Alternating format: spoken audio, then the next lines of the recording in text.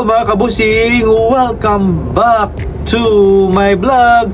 So for today's video nga yan mga kabusing, ang pag-usapan natin ay ang Miss International Queen mga kabusing, na kung saan meron na nga tayong winners nga. At syempre, before ito guys mga kabusing, nice ko muna kayong bati na magandang umaga, magandang tanghali, at syempre magandang gabi po sa inyong lahat mga kabusing, at sa lahat pong nanonood po sa aking YouTube channel. Hello po, at sana po ay nakasubscribe kayo sa aking YouTube channel. And sawadikap, kapungkap, and mabuhay Philippines. At syempre nga mga kabusing, grabe nga mga kabusing yung pukpukan talaga ang laban para sa Miss International Queen mga kabusing, na kung saan ang ating pangbato mga kabusing ay naka-finish nga sa top 6 mga kabusing. Kaya happy na ako mga kabusing, kasi yung ating pambato na si Ann Patricia Lorenzo ay nakaabot nga ng top 6, at syempre nakapag Q&A siya mga kabusing sa top 6 nga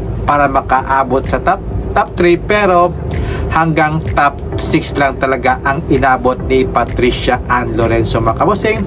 Pero yung yung mga top 12 mga kabusing, andyan din si Brazil, si Cuba, si Ecuador, si Japan, si Laos, si Malaysia, Nicaragua, Philippines, Thailand, USA, Venezuela, at si Vietnam nga mga kabusing. So sila yung top 12 mga kabusing na maglalaban para makakuha ang corona bilang isang Miss International Queen. At syempre sa top 12 mga kabusing ay nagpakan sila na kanilang swimsuit competition nga, na kung saan grabe puksaan talaga ng kanilang rampahan, eksena nga mga kabusing. Pero yung ating pambato na si Ann Patricia Lorenzo, hindi rin siya nagpahuli mga kabusing, kasi ang ganda rin ng kanyang pinakita. Yung kanya kasing hair sa preliminary, straight hair, ngayon may pa-curly siya, pero mas gusto ko yung straight hair niya sa preliminary mga kabusing. Mas doon talaga bumagay at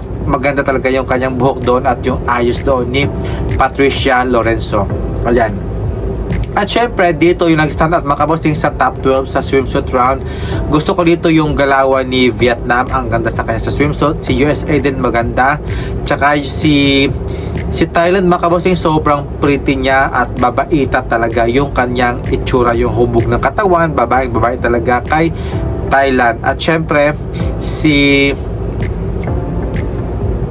Cuba mga kabusing, okay din sa akin mga kabusing yung kanyang performance. So ayun na nga mga kabusing, after that mga kabusing, in-announce nga dyan yung top 6 nga mga kabusing, at ang nakapasok dyan sa top 6 ay si Cuba, Ecuador, Laos, Philippines, USA, at si Vietnam. So sila yung top 6 nga mga kabusing.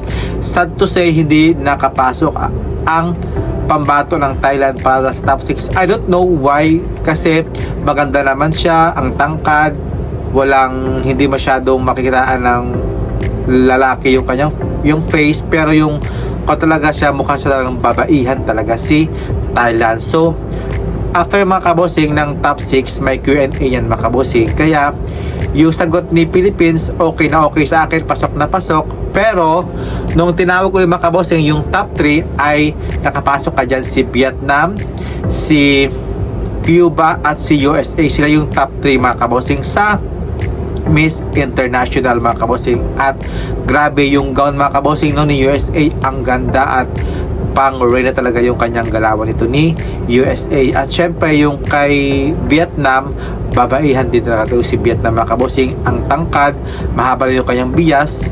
Sa kasi Cuba, hindi masyadong katangkaran, mas mataas pa si USA mga kabusing. Kaya nung announcement mga kabusing ng winners mga kabusing, so ang nag-second runner-up dyan si Vietnam, nag-first runner-up si Cuba, at syempre ang winners nga from USA na si Midori Monet nga mga kabusing. So Black Beauty ang ipinalo ng Miss International Queen mga kabusing.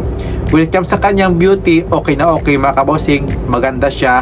Yung kanyang skin tone, okay na okay, pasok na pasok sa akin sa banga. Kaya sa ating pambato na si Ann Patricia Lorenzo na nagtapos sa top 6, congratulations. At syempre next year sana may uwi naman natin ang corona. At syempre gusto kong makita yung si Kurt Papiolek at saka si Mikay Bautista. So bakit ka lang doon mga kabosing sa Thailand si Mikay, para siya talagang Latina talaga at